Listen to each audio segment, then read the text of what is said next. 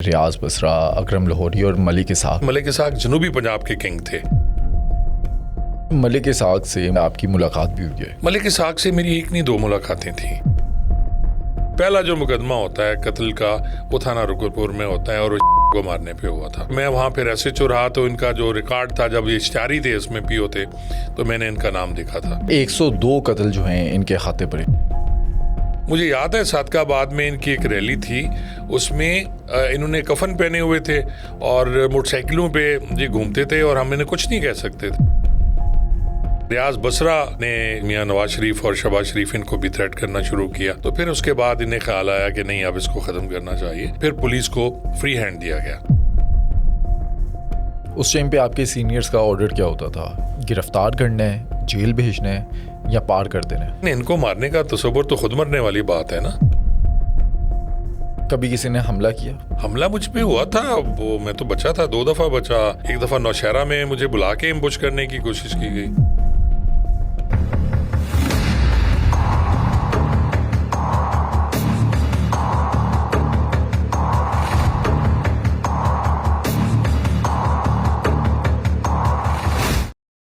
سر، ہم نے پچھلے پوڈ کاسٹ میں بات کی تھی شارق جتوئی اور شاہ زیب قتل کیس پہ۔ ہماری آڈینس نے کافی پسند کیا جو آپ نے اس میں ڈیٹیلز بتائی۔ آج کے پوڈ کاسٹ میں ایک سینسیٹیو ٹاپک پہ میں بات کرنا چاہ رہا ہوں۔ ماضی میں آپ نے سیکٹیرین ٹیررزم اس پر کافی کام کیا۔ ہم نے ماضی میں دیکھا جو تنظیمیں بنی، لشکر جنگی ہو یا سپاہی صحابہ، ہم نے کچھ کردار دیکھے، ریاض بسرا، اکرم لاہوری اور ملک اسحاق۔ آج کے پوڈ کاسٹ میں ڈیپ ڈائیو کریں یہ جو پاکستان میں، پنجاب میں خاص طور پہ سیکٹیرین ٹیررزم سٹارٹ ہوا، اس کی ہسٹری کیا ہے؟ اچھا علی، بڑا سینسیٹیو موضوع ہے جیسے آپ نے کہا۔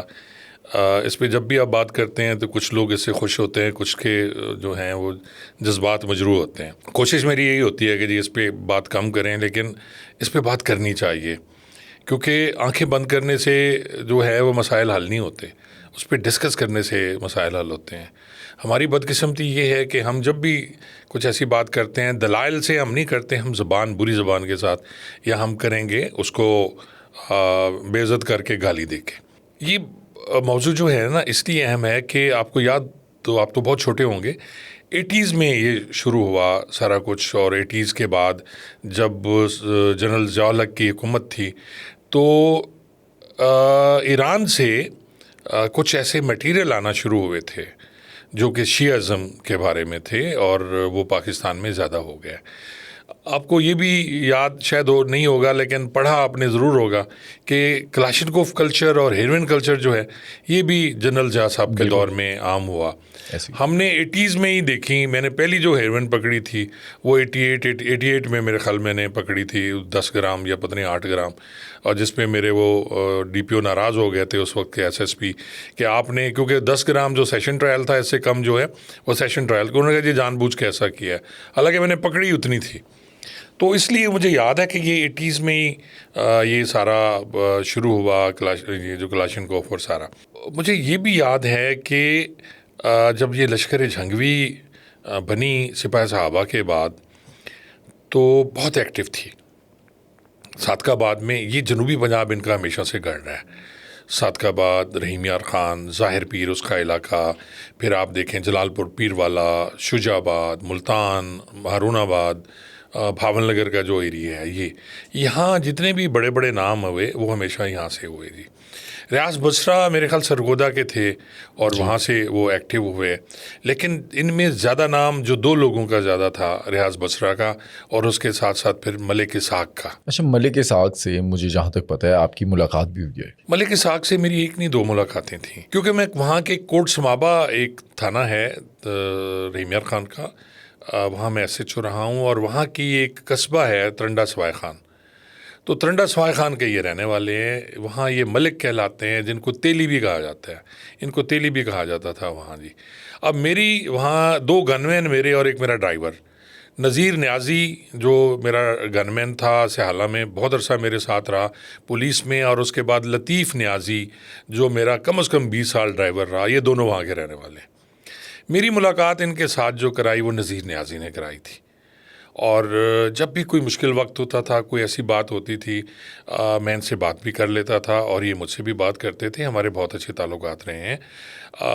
لیکن آہستہ آہستہ پھر دیکھیں سٹارٹ ہوتا ہے، سٹارٹ کے بعد پھر بندہ جوں اوپر جاتا ہے تو پھر اسی طرح اس کی ترجیحات بھی چینج ہوتی جاتی ہیں. لیکن میرا ملک اسحاق سے ہمیشہ اچھا تعلق رہا. ملک اسحاق کے بارے میں کہا جاتا ہے کہ جب یہ 18 سال کے تھے تو اس ٹائم پہ سگریٹ بیچتے تھے اور اس کے بعد پھر یہ لشکر جھنگوی اس میں شامل ہوئے. اس کے بانی نے کہا گیا یہ کہانی ہے جو ظاہر ہے انیشل اس پہ وہ اتنا جو ہے ایریاز جو ہیں بیکورڈ ایریاز ہیں. آپ رحیم یار خان دیکھ لیں، ان کے چھوٹے ایریاز ترنڈا محمد براں، ترنڈا سوائے خان، ظاہر پیر، ٹھول حمزہ، فلاں اس ٹائپ کے، وہاں اسی ٹائپ کے لوگ ہوں گے. اب وہاں کوئی بڑے بڑے ذمہ دار نہیں ہوتے، وہاں کوئی بڑے بڑے بزنس مین نہیں ہوتے، تو چھوٹے چھوٹے کام کیے ہوں گے. ہو سکتا ہے انہوں نے کیا ہو، جیسا کہ اب سوشل میڈیا پہ یہ بات آئی کہ وہ کرتے تھے. لیکن اس کے بعد یہ کسی مدرسے میں بھی نہیں پڑھے. لیکن یہ متاثر ضرور تھے جو جھنگوی ہیں یہاں کے حق نواز جھنگوی سے، اور کیونکہ ان کا تعلق تھا وہ ایک خاص فرقے سے تھا، تو پھر وہ یہ اس میں شامل ہوئے اور آہستہ آہستہ ان کے ڈیتھ کے بعد پھر یہ ایکٹیو ہو گئے تھے. اور خاص طور پہ مجھے یاد ہے کیونکہ تھانہ رکن پور وہاں ہے، رکن پور میں ان پہ پہلا جو مقدمہ ہوتا ہے قتل کا وہ تھانہ رکن پور میں ہوتا ہے اور وہ شیعہ کو مارنے پہ ہوا تھا. کیونکہ میں وہاں پہ ایس ایچ او رہا تو ان کا جو ریکارڈ تھا جب یہ اشتہاری تھے اس میں پی او تھے تو میں نے ان کا نام دیکھا تھا. کہا جاتا ہے کہ 102 قتل جو ہیں ان کے کھاتے پر. یہ تو پھر پڑ گئے جو کسی اور نے بھی کیے وہ بھی ان کے کھاتے میں، خود تو یہ نہیں کرتے تھے انیشلی، اگر انہوں نے کیے ہوں لیکن اس کے بعد تو ان کے جو ساتھ تھے، ان کے ساتھی تھے بہت زیادہ. آپ کو یاد ہوگا ایک ٹیرر تھا سپاہی صحابہ کے بعد لشکر جھنگوی کا، اور لشکر جھنگوی اور سپاہی محمد جو بنائی گئی تھی. بیسیکلی سپاہی محمد جو ہماری شیعہ بھائی ہیں فقہ جعفریہ کے، وہ ان کی تھی، اور یہ جو دوسرے ہمارے بھائی ہیں اس فرقے کے، دیوبند فرقہ جو کہلاتا ہے، اس کے یہ پھر لشکر جھنگوی اور سپاہی صحابہ تھے. تو اس طرح یہ اپنے ہاتھ سے تو کم ہی کیا، لیکن ان کے جو ساتھ تھے انہوں نے بالکل کیا، اس میں کوئی شک نہیں ہے. پولیس کے لیے اس ٹائم پہ کس طرح سے یہ چیلنجنگ تھی؟ پولیس کو ہمیشہ دیکھیں جب انہوں نے یہ شروع کیا، شیعہ کو مارنا شروع کیا، سٹارٹ میں آپ کو یاد ہوگا سرگودا میں ایک انہوں نے ڈپٹی کمشنر کو مارا تھا، پھر اس کے بعد ڈفرینٹ جگہ پہ انہوں نے اٹیک کیے، پھر اس کے ساتھ ساتھ انہوں نے پولیس والوں کو مارنا شروع کر دیا. بھاول نگر کے ہمارے ایک بہت اچھے دوست تھے، پولیس میں انسپیکٹر تھے، ان کو انہوں نے مارا، ٹارگٹ کلنگ تھی ان کی. اور پھر پولیس والوں کی ٹارگٹ کلنگ جب شروع کی تب ان کا پھر زوال شروع ہوا. اور پولیس والوں کو اس لیے مارتے کہ پولیس والے انہیں چیز کرتے ہیں، ان کو چیز کرتے ہیں، ان کو پکڑتے ہیں. اس سے پہلے پولیس والے ان سے گھبراتے تھے، ان کو نہیں کچھ کہتے تھے. مجھے یاد ہے صادقہ آباد میں ان کی ایک ریلی تھی، اس میں انہوں نے کفن پہنے ہوئے تھے اور موٹر سائیکلوں پہ یہ گھومتے تھے اور ہم انہیں کچھ نہیں کہہ سکتے تھے. یعنی ہماری جرت نہیں ہوتی تھی بینگ اے پولیس افسر. میں 1996 میں ایس ایچ او سٹی صادقہ آباد تھا، ان دنوں ان کی ریلی تھی اور یہی شاہ سوار باقی لوگ وہاں ہوتے تھے سارے، اور ان کا بڑا ٹیرر تھا اس وقت. بعد میں جب پولیس والوں کو انہوں نے ہٹ کرنا شروع کیا، اور خاص طور پہ آپ کو یاد ہوگا کہ ریاض بصرہ نے شاید میاں نواز شریف اور شہباز شریف ان کو بھی تھریٹ کرنا شروع کیا، تو پھر اس کے بعد انہیں خیال آیا کہ نہیں اب اس کو ختم کرنا چاہیے. پھر پولیس کو فری ہینڈ دیا گیا. جب آپ لوگوں کو فری ہینڈ ملا کس طرح سے آپ نے ٹریس کیا؟ تو پھر اس میں یہی تھا کہ جی جب یہ پولیس والوں کو مار رہے ہیں تو پھر ہم کیوں نہ ان کو پکڑیں اور گرفتار کریں. ایک بات ضرور تھی کہ ملک اسحاق نے یہ کہا ہوا تھا کہ رحیم یار خان میں کوئی کچھ نہیں کرے گا. کیا وجہ تھی؟ کیونکہ وہ وہاں کے رہنے والے تھے. تو باقی پورے پاکستان میں یا پنجاب میں سب کچھ ہو رہا ہوتا تھا، رحیم یار خان میں کچھ نہیں ہوتا تھا. رحیم یار خان میں کبھی میں نے نہیں دیکھا، سٹارٹ میں جو انہوں نے کر لیا، لیکن رحیم یار خان میں آپ اس کی بڑی مثال میں آپ کو بتا دوں کہ چودھری صادق ایک انسپیکٹر شہید ہوئے تھے ہمارے، ان کو بھی لشکر جھنگوی کے لوگ تھے، جس میں ستار تھا ارائیں، جبار ارائیں تھا، شاہ سوار تھا، اور اس میں ابو بکر تھا. ان کو جو ہے انہوں نے کیا تھا وہ سارا بھاولپور میں، جب وہ CIA بھاولپور میں ان کی پوسٹنگ تھی، تو انہوں نے ایک ریڑھی جو چھلیوں والی ریڑھی ہوتی ہے، بٹے والی ریڑھی، وہ آگے کر کے تو ان پہ برس مار کے ان کو مار دیا تھا. بعد میں یہ 1997 کی بات ہے، میں ان دنوں کوٹ سمابے ایس ایچ او تھا. پھر ہم نے یہ ٹریس کیا سارا، اور اس میں پھر میری آؤٹ آف ٹرن پروموشن بھی ہوئی تھی. اس میں میرے ساتھ میاں عرفان تھے، وہ اس وقت انسپیکٹر تھے، وہ ڈی ایس پی ہو گئے تھے. رانا ریاض تھا، وہ سب انسپیکٹر تھا، وہ انسپیکٹر ہوا، میں انسپیکٹر ہوا. تو اس ہماری آؤٹ آف ٹرن پروموشن بھی ہوئی تھی اس میں.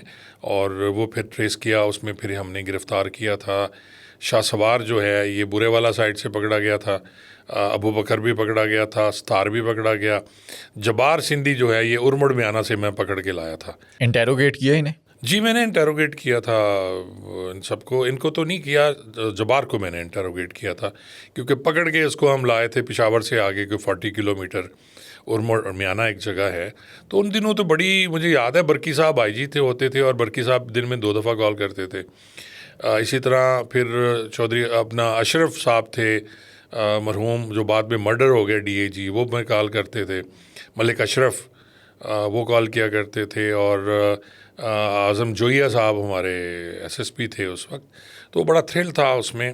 اور وہ پہلا کیس تھا جس میں شاہ سوار اور جبار کو سزائے موت ہوئی تھی. اچھا. اور امپلیمنٹ ہوئی تھی. لیکن وہ چودھری صادق مرحوم کے کیس میں نہیں ہوئی، بلکہ ایک اور ڈکیتی تھی اسلام گڑھ تھانے کی جس میں کانسٹیبل شہید ہوا تھا، اس میں ان کو سزائے موت ہوئی تھی. ان کو فنڈنگ کہاں سے آتی تھی؟ اچھا، فنڈنگ کا ڈیفرنٹ وہ ہے. اب وہ اس پہ ان کی ہمیشہ لڑائیاں بھی رہیں کہ جو خاص لوگ تھے لشکر جھنگوی کے، وہ کہتے تھے کہ ہم غیر قانونی کوئی کام نہیں کریں گے. یہ اپنا چندہ اکٹھا کیا کرتے تھے اور ان کے پاس پیسے نہیں ہوتے تھے. لیکن کچھ کرمنلز لوگ جو تھے وہ اس میں شامل ہو گئے. جیسا کہ کہا جاتا ہے کہ غلام رسول چھوٹو، جسے چھوٹو گینگ بڑا مشہور تھا، وہ ان کے ساتھ شامل تھا. انہوں نے یہ جو ڈکیتی کی تھی اسلام گڑھ بینک میں، اس میں شاہ سوار بھی تھا، اس میں جبار بھی تھا. جبار پہلے ڈکیتیاں کیا کرتا تھا، ستار بھی ڈکیتیاں کیا کرتا تھا، شاہ سوار بھی اسی ٹائپ کی وارداتیں کرتا تھا. انہوں نے پھر سائڈ لی کہ جی ہمیں، کیونکہ پولیس ہمارے پیچھے ہے، تو اگر ہم چلے جائیں لشکر جھنگوی میں تو پھر ہم بچ جائیں گے.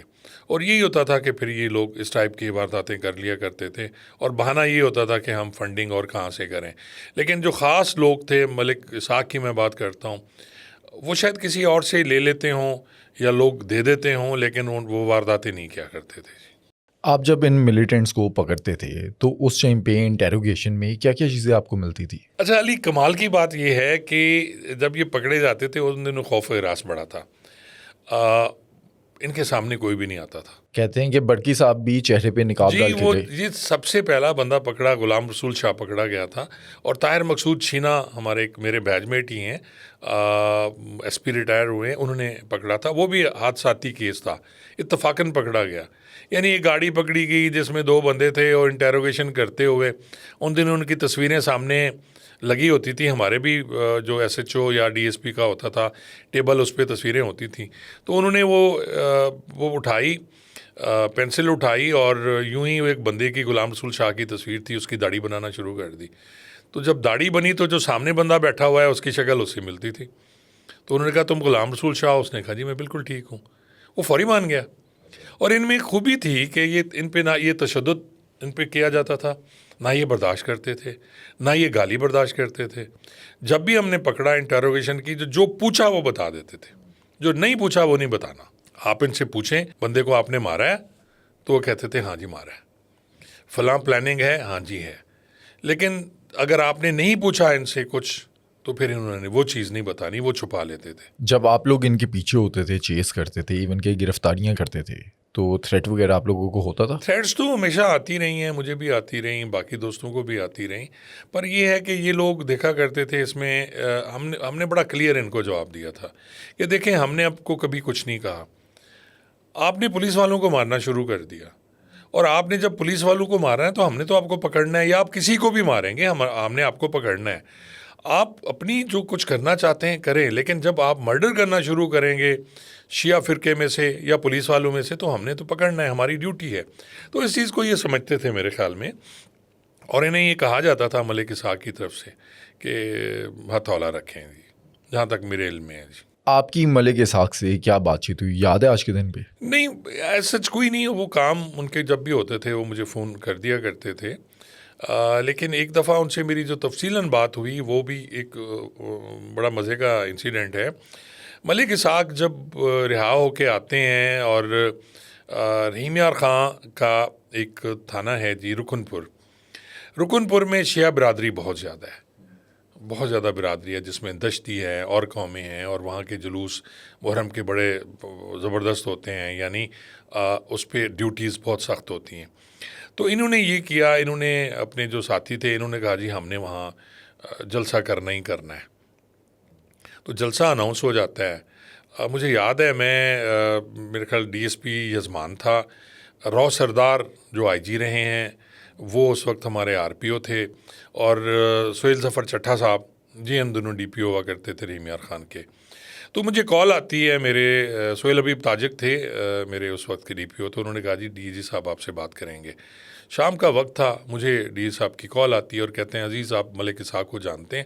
میں نے کہا سر میں جانتا ہوں، میں رہا ہوں وہاں، میری پوسٹنگ آپ سے، ہم نے سنا ہے آپ کے ان کے ساتھ اچھے تعلقات ہیں۔ میں نے کہا سر میرے سب سے اچھے تعلقات ہوتے ہیں، لیکن ملک اسحاق ریگارڈ کرتے ہیں میرا، اس لیے کہ میں وہاں ان کے تھانے پہ ایس ایچ او رہا ہوں، اور کبھی کوئی کام ہوتا تھا میں کر دیتا تھا۔ اور پھر ان کے جو قریبی ہمسائے ہیں، جیسے میں پہلے کہہ چکا ہوں نذیر نیازی اور لطیف نیازی، وہ قریبی ہمسائے تھے، اور وہ کہتے تھے کہ خان صاحب کے ساتھ ہم سرو کرتے ہیں۔ تو میں نے کہا جی ہے تعلق، تو انہوں نے کہا جی آپ جائیں، تو آپ نے ایک کام کرنا ہے کہ رکن پور میں اس وقت جو جلسہ ہو رہا ہے بڑا خطرناک ہے، دونوں طرف سے اسلحہ لگا لیا گیا ہے، شیعہ حضرات جو ہیں انہوں نے بھی مورچے سنبھال لیے ہیں، اور وہ جو دوسری سائیڈ ہے لشکر جھنگوی والے یا سپاہی صحابہ والے، وہ یہ کہتے ہیں کہ ہم نے ان کے گھر کے سامنے جلسہ کرنا ہی کرنا ہے، اور وہاں ٹریکٹر لگے ہوئے ہیں، وہاں وہ لان بن رہا ہے، اور وہاں انہوں نے خیمے وہ لگانے ہیں شامیانے، اور وہاں جلسہ کرنا ہے، اور اگر وہاں جلسہ شروع ہوا تو انہوں نے ظاہر ہے وہاں شیعہ کے نعرے لگانے ہیں، ادھر سے انہوں نے نعرے لگانے ہیں، فارغ ہونی اور تصادم نقصان ہو جائے گا۔ تو میں نے کہا سر میں جاتا ہوں، تو میں جی گاڑی میں روانہ ہو گیا۔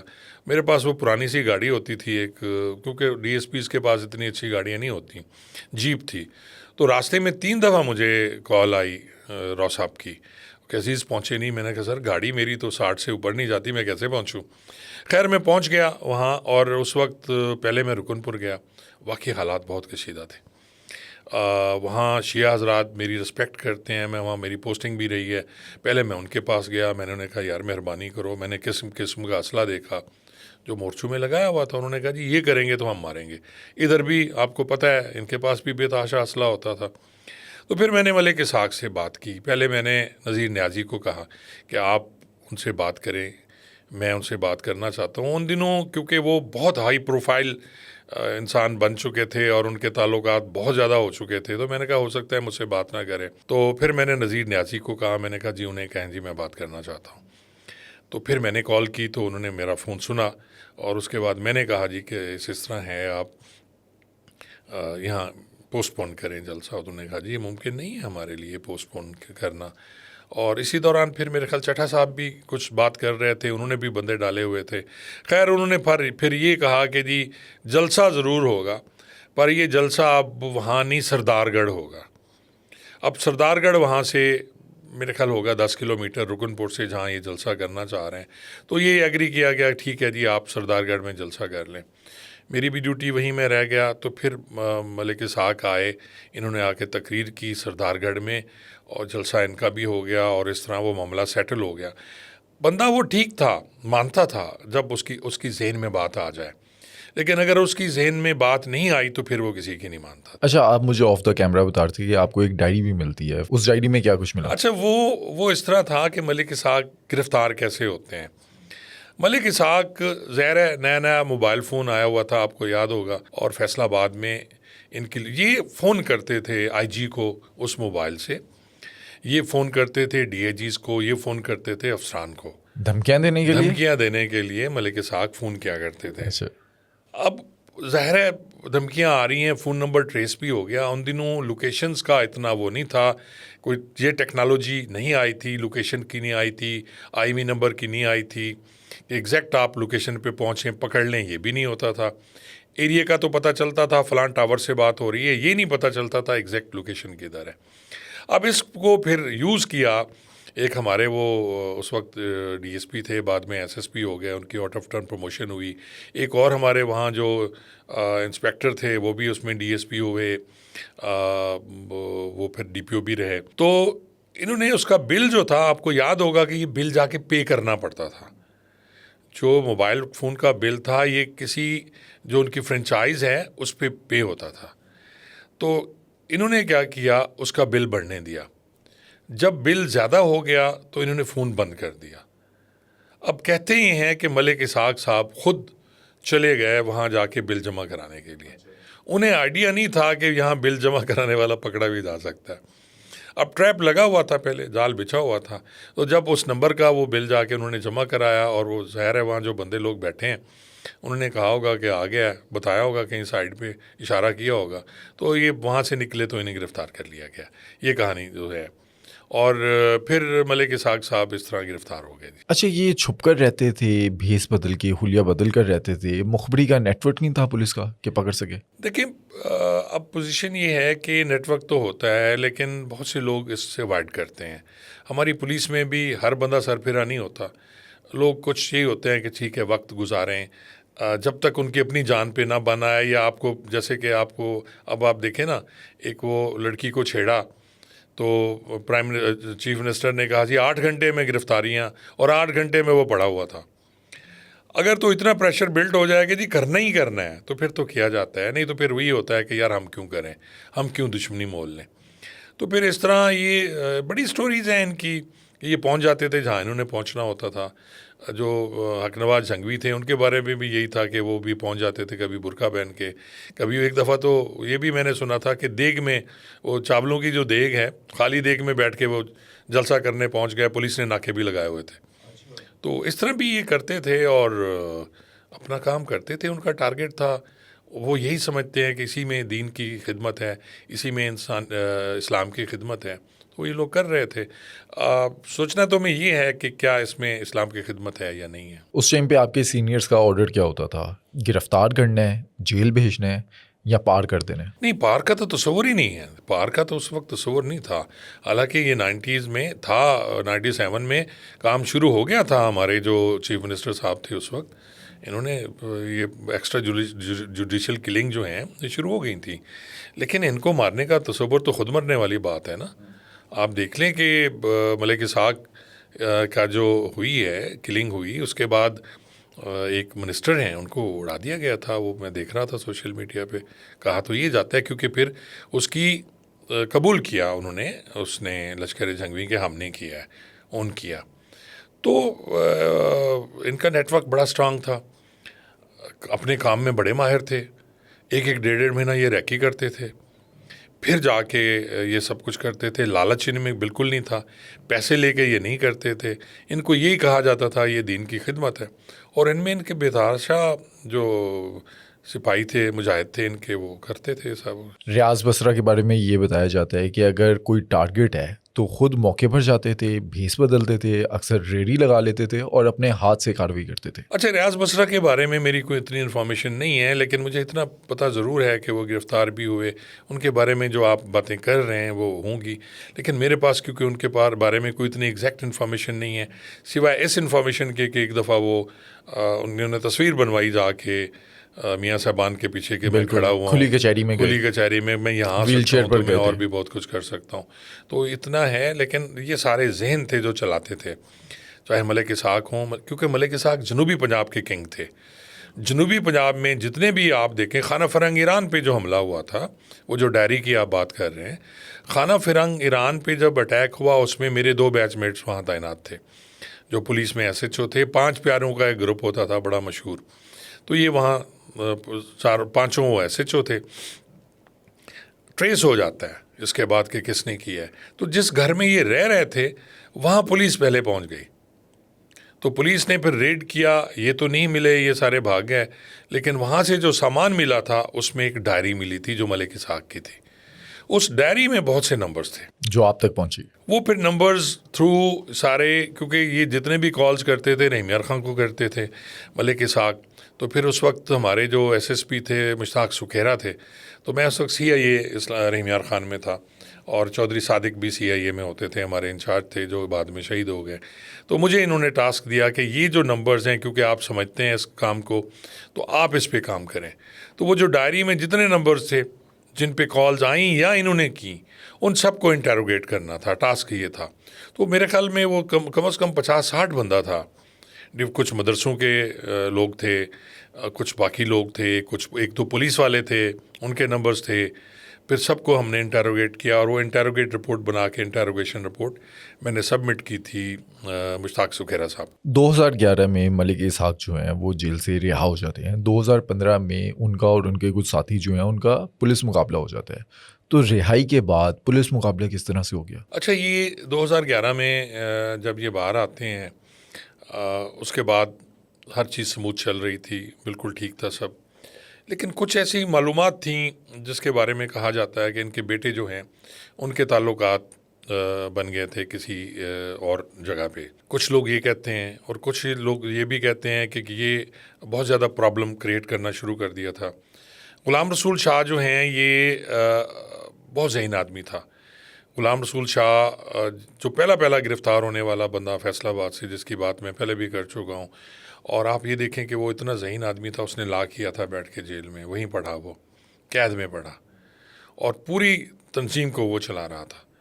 تو بعد میں ہو سکتا ہے کہ جی فیل ہوا ہو کہ یہ اب خطرناک ہیں اس ملک کے لیے, اس قوم کے لیے, تو یہ پھر سب کچھ ہوا. بہت سی چیزیں ایسی ہوتی ہیں جس میں خاموشی بہتر ہوتی ہے. تو ہمیں بھی خاموش رہنا چاہیے اس میں, کہ جب کوئی چیز ملک کے لیے ہو رہی ہو, جب کوئی چیز ہمارے لیے ہو رہی ہو, کیونکہ ہمارے ادارے جو بھی کچھ کرتے ہیں وہ پاکستان کے لیے کرتے ہیں, اور پاکستان پہ کیا جانا والا کام جو ہے وہ ہمارے لیے ہوتا ہے, کیونکہ پہلے ہمارا ملک ہے, اس کے بعد ہم ہیں. پاکستان ہے تو ہم ہیں, اور یہ ادارے نہ ہوں تو پھر بہت سی چیزیں جو ہیں وہ ہو جاتی ہیں. جب اداروں کے پاس کوئی ایسی چیز آ جائے کہ اب یہ لوگ ملک کے لیے غلط کام کر رہے ہیں, اس وقت تک اوائڈ کیا جاتا ہے جب تک آپ اس لیول پہ ہوں, نچلے لیول پہ ہوں, یا جو اندرون ملک ہو رہا ہے. لیکن جب آپ کے تعلقات باہر کہیں سے بننا شروع ہو جائیں تو پھر وہ پرابلم کریٹ کرتے ہیں. تو میرے خیال میں یہ اس کا پھر جو وہ ہوا اسی کے لیے ہوا. جی, لشکر جھنگوی کو ختم کیسے کیا گیا اور کس نے کیا, اس میں کس کو کریڈٹ دیں گے؟ لشکر جھنگوی تو ختم ہو گئی نا, جب آپ دیکھیں ملک اسحاق بھی ختم ہو گئے, ریاض بصرہ ختم ہو گئے, جو کچھ اور لوگ تھے وہ بھی انڈر گراؤنڈ ہو گئے. تو اس کے بعد کسی نے جرت نہیں کی کہ وہ اس تنظیم کو, اور تنظیم بین کر دی گئی. اور ایک بین تنظیم جو ہے اس پہ پھر کیسے کام ہو سکتا ہے؟ اور اس ملک میں جو بین آرگنائزیشنز جتنی بھی ہیں وہ پھر انڈر گراؤنڈ رہ کے تو کام کرتی ہیں, سامنے نہیں آتی. تو ہو سکتا ہے تنظیم انڈر گراؤنڈ کام کر رہی ہو, کسی اور نام سے کر رہی ہو, لیکن ابھی تک سامنے کوئی چیز نہیں آئی, نہ ہی اس لیول پہ کام شروع ہوا جو تھا. آپ یہ دیکھیں نا کہ سپاہی محمد اور لشکر جھنگوی دونوں ہی ایکٹیو تھے, دونوں ہی ایک دوسرے کو لگے ہوئے تھے, وہ ان کے مار رہے تھے, وہ ان کے مار رہے تھے. تو بعد میں جو بڑے تھے انہوں نے بھی سوچا ہوگا کہ نہیں یار یہ غلط ہے کہ اس طرح آپ آپس میں مسلمان کو مار رہا ہے. اور پھر میرے خیال میں بہتر ہو گیا, تو تنظیم موجود ہوگی کہیں نہ کہیں, دونوں تنظیمیں ہوں گی, اور یہ رہتی ہیں, تنظیمیں ختم نہیں ہوتی, لیکن ابھی وہ سامنے کوئی نہیں ہے. اس ٹاپک سے ہٹ کے آپ نے اپنے پورے کریئر میں کوئی ایسا بندہ گرفتار کیا ہو جس پہ آج بھی آپ کو پراؤڈ ہوتا ہو؟ دیکھیں, یہ جو جبار سندھی تھا, اس کو گرفتار کرنا میرے لیے آنر ہے. وہ اس لیے کہ اس نے ہمارے پولیس انسپیکٹر کو شہید کیا, چودھری صادق کو, اور اس پہ جتنی محنت میں نے کی, جس طرح اس وقت تھا. سب سے بڑی بات یہ ہے کہ ٹائم کاؤنٹ کرتا ہے کہ کس ٹائم پہ آپ کس کو اریسٹ کر رہے ہیں. یعنی اس وقت کہ چیف منسٹر ڈیلی آئی جی سے پوچھ رہا ہے, آئی جی ڈیلی اپنے ڈی پی او سے پوچھ رہا ہے, اور آئی جی ڈائریکٹ انسپیکٹرز کو کالنگ کر رہا ہے موبائل فون پہ, تو آپ کے لیے آنر ہوتی ہے. تو میرے لیے میری زندگی میں جبار کو پکڑنا بہت بڑی آنر تھا, اور وہ ہمارے پولیس آفیسر کا قاتل بھی تھا, اور وہ اون کرتا تھا, مانتا تھا, اس نے مانا سب کے سامنے, تفتیش میں مانا, یہ اس نے نہیں کہا کہ میں نے نہیں مارا. تو جب وہ اون کر رہا تھا تو پھر میرے لیے آنر تھی. اور بعد میں وہ ہینگ بھی ہو گیا شاہ سوار کے ساتھ, تو یہ میرے لیے اعزاز تھا ایک جو ہمیشہ مجھے یاد رہے گا. ویسے آپ سمجھتے ہیں کہ پولیس کی نوکری جو ہے وہ بہت ہی تھینک لیس جاب ہے, آپ کو اس طرح سے کریڈٹ نہیں ملتا؟ دیکھیں, تھینک لیس تو میری زندگی میں ایسے واقعات, اب یہی جو میں قصہ سنا رہا ہوں آپ کو جبار سندھی والا, کہ سپٹمبر میں اکتوبر میں ہم نے 13 اکتوبر کو میں نے پکڑا اس کو, میری آؤٹ آف ٹرن پروموشن ہو گئی, بلے بلے ہو گئی, ہمیں چیف منسٹر صاحب جو ہیں وہ سٹار لگا رہے ہیں, ہم چوڑے ہو کے پھر رہے ہیں. اور ٹھیک میرے خیال میں 15 دن بعد ایک ایم پی ہے خسرو بختیار, وہاں کے بڑا نام ہے, اب تو ان کی بڑی شوگر ملے ہیں, انہوں نے میری شکایت کر دی. میں کوٹ سماوا ہی میری پوسٹنگ تھی. شکایت کس بات پر؟ شکایت کی, انہوں نے کہا جی ایک بندہ چھوڑنا ہے منشیات والا. میں نے کہا جی میں نے نہیں چھوڑنا.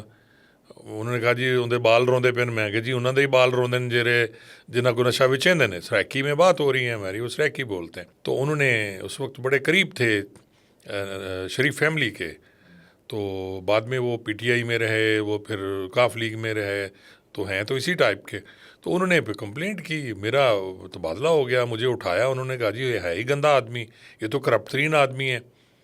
اور میں نے اس وقت, وہ ملک اشرف ہی تھے ڈی اے جی, میں نے کہا سر پچھلے ہفتے آپ مجھے سٹار لگا رہے ہیں, مجھے بچڑا بچڑا کہہ رہے ہیں, ہمیں آپ اٹھا کے کھانے پیش کرتے ہیں جب اپنے بندے پکڑنے تھے, تو ابھی آپ نے مجھے کہا جی میں کرپٹ آدمی ہوں. وہ میری بات سننے کو تیار نہیں تھے ملک صاحب, اور انہوں نے کہا جی نہیں تمہاری تو بڑی باتیں ہیں, تم تو ہو ہی برے. تو تھینک لیس ہے. آپ دیکھیں کہ مجھے تھریٹس ہیں, ایک طرف لشکر جنگی کی تھریٹس ہیں, میں خود پریشان ہوں کہ جی بندہ پکڑ کے دیا ہم نے, حالانکہ وہ لشکر جنگوی کا ایک لحاظ سے نہیں تھا, وہ تو کرمنل آدمی تھا. لیکن آپ ہماری دیکھیں کہ میرے گن مین لے لیے گئے, میری پوسٹنگ ختم کر دی گئی, مجھے رحیمیار خاں سے اٹھایا بھاولپور پھینک دیا گیا, بچے میرے رحیمیار خاں میں ہیں, میں بھاولپور ہوں. تو تھینک لیس تو ہے نا ایک اس لحاظ سے. آج بھی یہ ہمارے پولیس افسران ہیں, یہ ٹیشو پیپر کی طرح یوز کرتے ہیں آپ کو. یہ کرا لیں گے آپ سے کام, یہ انکاؤنٹر بھی کرا لیں گے, یہ حرکتیں بھی کرا لیں گے, لیکن جب ان پہ بنے گی یہ کہیں گے جی ہم نے تو نہیں کہا. وہ جو فارغ آدمی ہیں جی رگڑیں اس کو, اور وہ رگڑنے کے بعد ڈسمس کرنے کے بعد فخر سے سر اٹھا کے کہیں گے دیکھیں جی گندا تھا ہم نے کر دیا, ہمارا قصور تو نہیں ہے. اب ایک پولیس والا جب ریٹائر ہو جاتا ہے, ریٹائرمنٹ کے بعد اس کی لائف کیسے ہوتی ہے؟ کیا وہ جو ٹشن تھے, جو پروٹوکول تھا, جو سہولیات تھی, اور جو تمام ششکے وغیرہ تھے اس کے ساتھ ہوتے ہیں, یا تھریٹ آتے ہیں اور زندگی اس کی جو ہے برباد ہو جاتی ہے؟ نہیں, یہ تو دیکھیں مقافات عمل ہے, آپ نے اچھے کام کیے ہیں تو اللہ آپ کو اس کا ریوارڈ دیتے ہیں. جو پولیس میں رہ کے غلط کرتے ہیں وہ بالکل ان کے حالات خراب ہوتے ہیں, اور جو لوگ پولیس میں رہتے ہوئے ظلم کرتے ہیں بالکل وہ پریشان ہوتے ہیں, وہ پشیمان ہوتے ہیں, ان کی اولادیں خراب ہوتی ہیں. لیکن جو اچھے کام کرتے ہیں, میں نے کہا نا ترجیحات ہیں اپنی اپنی. آپ کی ترجیح کیا ہے؟ آپ کی ترجیح پیسہ ہے, آپ کی ترجیح کسی کو لوٹنا ہے, آپ کی ترجیح کسی کو ذلیل کرنا ہے, یا آپ کی ترجیح قوم کی ان کی لوگوں کی خدمت کرنا ہے, آپ کی ترجیح کرمنلز کو پکڑنا ہے, آپ کی ترجیح مخلوق خدا کو عذاب دینے والوں کے خلاف ہے نا. جب آپ کی ترجیح دیکھیں نا, آپ میری ترجیح پیسہ کمانا نہیں ہے, وہ ثانوی ہے. پہلے میں دیکھتا ہوں میرے علاقے میں جرم نہیں ہونا چاہیے, تو اب تو یہ ہے نا کہ میں یہ دیکھتا ہوں کہ میں نے کمانا کتنا ہے, میں نے کس کو پکڑنا ہے. پہلے یہ تھا کہ میں نے اپنے علاقے میں جرم نہیں ہونے دینا. جانتے ہیں جہاں جہاں میری پوسٹنگ رہی ہے, میں ایسے ہو رہا ہوں, میرے علاقے میں جرم نہیں ہوتا تھا. میں خاموش میسج بھجواتا تھا کہ جی میں آ گیا ہوں, میرے علاقے میں نہیں کرنا, اور الحمدللہ نہیں ہوتا تھا. اور جس نے کیا پھر میں اس کی ایسی کی تیسی پھیر دیتا تھا. ریٹائرمنٹ کے بعد آپ کو کبھی کوئی تھریٹ آیا جو ماضی کے واقعات نہیں, ہیں؟ اب تو جب صحافی بناؤں تو مختلف تھریٹس اس نوعیت کی آتی ہیں, وہ نہیں آئیں. وہ سارے سلسلے میرے صحیح تھے, میں جسٹیفائی کرتا تھا. میں نے جو کیا میں اس کو اون کرتا ہوں. میں نے جو کیا غلط بھی کیا تو میں کہتا ہوں میں نے اس لیے کیا, کس کے کہنے پہ کیا. تو جب آپ ہر چیز کو اون کر رہے ہیں اور سب کو پتہ ہے کہ اس نے, میں نے کبھی کسی ایسے گالیاں نہیں دیتا تھا میں بیٹھ کے, میں تو آپ جناب کر کے بات کرتا تھا. جو مظلوم آیا میں نے اس کو سنا. میری لڑائی کرمنل سے ہوتی تھی, میری لڑائی شرفا سے نہیں ہوتی تھی, اور جن کی لڑائی شرفا سے ہوتی ہے وہی ذلیل ہوتے ہیں جی. تو اس لیے مجھے کبھی تھریٹ نہیں آئی. اس وقت آتی تھیں, لیکن اس وقت موبائل فون کا دور کم تھا, چٹھی آتی تھی, یا ویسے میسج آتا تھا کہ ہم یہ کر دیں گے وہ کر دیں گے. خط اکثر آیا کرتے تھے کوٹ سبزل میں, اور لیٹر آیا کرتے تھے اس ٹائپ کی دھمکیاں گالیاں. لیکن موبائل فون نہیں تھا. اب کیونکہ بہت تیز ہے, اب ہوتے تو شاید موبائل فون جیسی دھمکیاں بھی آتی. کبھی کسی نے حملہ کیا؟ حملہ مجھ پہ ہوا تھا, وہ میں تو بچا تھا, 2 دفعہ بچا. ایک دفعہ نوشہرہ میں مجھے بلا کے امبوش کرنے کی کوشش کی گئی, اور مجھ پہ کوئی 2,500 راؤنڈ فائر ہوئے دریا میں, تو اللہ نے مجھے بچا لیا. یہ کچے کے ڈاکو جو تھے؟ کچے کے تھے لوگ یہ سارے اس میں. پھر ہم نے بھی وہ پکڑے, مارے, کچھ انکاؤنٹرز میں گئے. تو وہ نوشہرہ تھانہ نوشہرہ جدید کا ایک وقوع ہے, اس میں اسی طرح میرے ساتھ ہوا کہ بلایا گیا کہ جی ڈاکو پھر رہے ہیں. جب میں وہ دریا کراس کر کے میں چلا گیا, اب تو وہاں پل بن گیا ہے جھانگڑا, پہلے پل نہیں تھا, تو جھانگڑے پہ ہم نے وہ کشتی میں اپنی سرکاری گاڑی رکھی اور دریا میں چلے گئے. مجھے یاد ہے 27 دسمبر 2005 کی بات ہے, تو شام کا وقت تھا مغرب پہ, اور جیسے میں وہاں سے گزرتا ہوا بیٹ لنگا ایک جگہ ہے وہاں پہنچا, تو ادھر سے بند سے برس شروع ہو گیا. چٹیل میدان, اللہ کے اوپر ذات, ادھر ایک گاڑی اور گن مین بھی میرے بھاگ گئے, اور میں اور ایک میرا ڈرائیور اور ایک اور بندہ تھا وہ پولیس والا چاچا عباس, ہم 2 بندے جی. ایک میرے پاس, اس کے پاس G3 تھی اور میرے خیال 20 راؤنڈ تھے. میرے پاس میری کلاشن تھی اور 28 راؤنڈ تھے.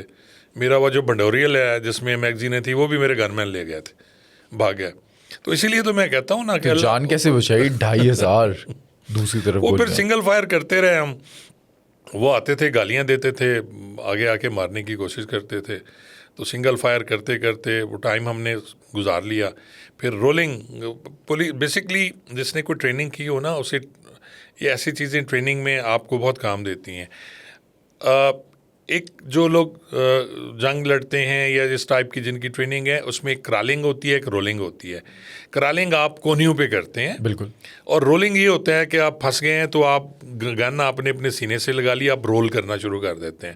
جب آپ رول کرتے ہیں تو آپ کو دور سے فائر نہیں لگتا, اوپر سے کوئی آ کے مارے تو مارے, تو دور سے کیونکہ نہیں, تو پھر وہ نکل کے پھر ایک جگہ پہنچ گیا. اتنی دیر میں اور لوگ بھی وہاں, حالانکہ بیٹ تھا, دور دور تک لوگ نہیں تھے, وائرلیس پہ میری بات کوئی نہیں سن رہا تھا, گاڑی ساری چھلنی ہو گئی تھی. تو پھر اللہ نے بچایا. بچانے والے سے, وہ کہتے ہیں نا مارنے والے سے بچانے والا زیادہ ہے. لیکن پھر وہ میرے ذہن میں ایک, میں وہ ہمیشہ بات کرتا ہوں کہ نور محمد خان لونڈ ایک MN رہے ہیں, تو ان کے بیٹے اسی طرح شہید ہوئے تھے. تو میں نے کہا جی اسلحہ تو پھر آپ کو نہیں بچاتا نا؟ تو انہوں نے کہا جی اسلحہ موت سے نہیں بچاتا, اسلحہ بری موت سے بچاتا ہے. تو انہوں نے کہا خان صاحب ہم آخری گولی رکھتے ہیں کہ خود کو مار لیتے ہیں, تاکہ وہ جو ہمارے دشمن ہیں وہ ہمارے ساتھ زیادتی نہ کریں, اذیت دے کے, اذیت ناک نہ کاٹے, کوئی کان نہ کاٹے, کوئی ذلیل نہ کرے. تو میں نے بھی بار بار سوچتا تھا, وہ اپنی سٹوری بھی میں نے کی ہے اس میں, جو میری کتاب ہے جرم اور انصاف, اس میں کہ جی آخری گولی میں نے بچائی ہوئی تھی کہ یار یہ پھر خود کو ہی مارنی ہے. لیکن اللہ نے رحمت کی, تو پھر ہم نے وہ بندے ٹریس کیے, سارے پکڑے. جو آپ کے گن مین تھے ان کے ساتھ کیا کیا, جو بھاگ گئے؟ کوئی نہیں, ان سے کیا کرنا ہے, وہ بیچارے اپنی جان بچا گئے. انہوں نے کہا سر ہم تو بس فائرنگ ہو رہی تھی تو ادھر ادھر, ہم تو ادھر ہی چھپے ہوئے تھے. تو بعض اوقات تو یہ ہوتا ہے کہ وہ آپ پہ خود فائرنگ شروع کر دیتے ہیں. یعنی اگر کوئی پیچھے بیٹھا ہوا ہے, آپ درمیان میں پھنسے ہوئے ہیں, اس دن بھی یہی ہوا نا, انہوں نے فائرنگ, انہوں نے کہا جی ہم تو ڈاکوؤں پہ کر رہے تھے, وہ ہم پہ کر رہے تھے. تو پولیس میں بھی یہ بھی ہوتا ہے, وہ ساتھیوں کی فائٹنگ والا معاملہ, ساتھیوں کی فائرنگ سے وہ اپنا پولیس والا مارا گیا. سر تھینک یو, آج کے پوڈ کاسٹ میں بڑی اچھی انفارمیشن آپ نے دی, اور پولیس والوں کے لیے بھی کافی کچھ سیکھنے کے لیے اس پوڈ کاسٹ میں.